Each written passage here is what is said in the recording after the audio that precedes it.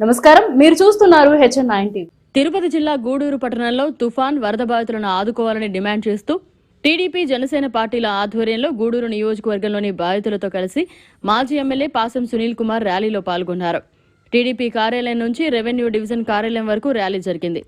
తుఫాను కారణంగా గూడూరు నియోజకవర్గంలోని ప్రజలు, రైతులు తీవ్రంగా నష్టపోయారని, ఖచ్చితంగా వారిని ఆదుకోవాలని కోరుతూ టీడీపీ జనసేన నాయకులు ఆర్డీఓకి వినతిపత్రం అందించారు.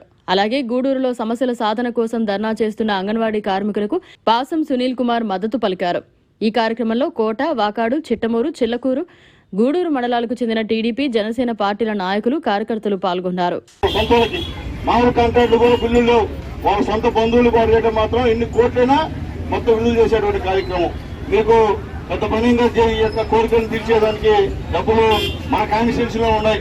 ఇక్కడ మొత్తం మీద సిలికా ఈ డబ్బులు వచ్చిన ఆదాయం ఇచ్చుకోకుండా మీకు పెడితే మీ డిమాండ్ అన్ని కూడా ఒకరోజు పరిశీలించే కార్యక్రమం. అట్లాగే ఈరోజు గ్రామాలు ఇక్కడ, అలాగే కోర్చి మొత్తం ఈ కాన్స్టిట్యున్సీలోనే కోట్ల రూపాయలు రోజుకి చేతులు మారేటువంటి కార్యక్రమం అని చెప్పి నేను తెలియజేస్తున్నా. ఇవన్నీ కూడా మీలాంటి వాళ్ళందరూ కూడా ఆ డబ్బులు మీకు మళ్ళిస్తే మీకు ఖచ్చితంగా దీంట్లో 90% మీ యొక్క డిమాండ్ ని ఖచ్చితంగా తీర్చేటువంటి కార్యక్రమం. కానీ చేయరు. ఆ డబ్బు మాత్రం వాళ్ళ ప్యాలెస్ పోవాలా, మీరు మాత్రం మనం మాత్రం రోడ్డును పడి ఈ విధంగా అలుసుకోవడం తప్ప.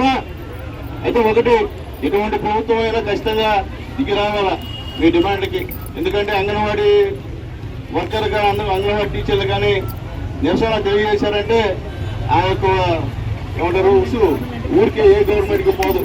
మిమ్మల్ని బాధపెట్టారు, ఎవరు కూడా బాధపడరు, చరిత్ర లేదు. ముఖ్యంగా ఆడవాళ్ళని బాధ పెట్టడానికి గవర్నమెంట్, అది ఏ గవర్నమెంట్ కావచ్చు, మిమ్మల్ని ఎవరు బాధ పెట్టినా అనుభవించుతారు. కాబట్టి త్వరలో వీళ్ళు కూడా అనుభవించే కార్యక్రమం ఉంటుందని చెప్పి నేను కోరుకుంటూ, ఖచ్చితంగా ఈ డిమాండ్ అన్ని కూడా కనీస వేతనం 26,000 తెలంగాణ కన్నా అదనంగా వేతనాలు పెంచాలని అడిగారమ్మా. సంతోషం. ఇవాళ ఆ 26,000 ఎవరు కూడా సరిపోయేటువంటి కార్యక్రమం కాదు మీరు చేసేటువంటి పనికి. మీరు అడిగేది మంచి డిమాండ్ అయినప్పటికీ గవర్నమెంట్ ఇచ్చేదానికి చూపించలేదు. అలాగే సుప్రీంకోర్టు తీర్పు ప్రకారం గ్రాడ్యుయేటీని అమలు చేయాలన్నారు. కోర్టు తీర్పు ప్రకారం మీ సొంతం కాదు. అది కూడా నష్టం అయిపోయింది వాళ్ళకి. అది కూడా మనం మాట్లాడకూడదు. మీరు మళ్ళీ ఎక్కువ మాట్లాడితే మీ నాయకుల పైన కేసులు పెడతారు, ఎకనామిక్ మంత్రి కేసులు పెడతారు, SC ST కేసులు పెడతారు, ఇంకో దౌర్జన్యం కేసు పెడతారు. ఏమన్నా పోలీసులు అడ్డం పెట్టుకుని మన పైన అవినీతి చేసే కార్యక్రమాన్ని గవర్నమెంట్ చేస్తుందని చెప్పి మీకు తెలియజేస్తున్నాము. అట్లాగే రిటైర్మెంట్ బెనిఫిట్ 5 లక్షలు పెంచాలన్నారు. సంతోషం తల్లి. తెలంగాణలో ఊరికి ఆరోగ్య శ్రీ 10 లక్షలు పెంచినటువంటి గవర్నమెంట్ మొన్న గెలిచిన గవర్నమెంట్. కాబట్టి మీకు 5 లక్షలు పెంచడం అనేది పెద్ద పనే కాదని చెప్పి మీకు తెలియజేస్తాం తల్లి. ఖచ్చితంగా మీ డిమాండ్స్ అన్ని కూడా మేము కూడా చంద్రబాబు నాయుడు గారికి తెలియజేస్తాం. ఆయనకి మీ పేరు పూర్తి అవగాహన ఉంది. ఎందుకంటే ఆయన ఉద్యోగస్తులకు ఎప్పుడు కూడా జోలికి పోవాలి, ఉద్యోగులు దొరికి. ఎందుకంటే ఉద్యోగం జోలిపోతే ఏమవుతుందో తెలుసు ఆయనకి. కాబట్టి ఆయన పోడు.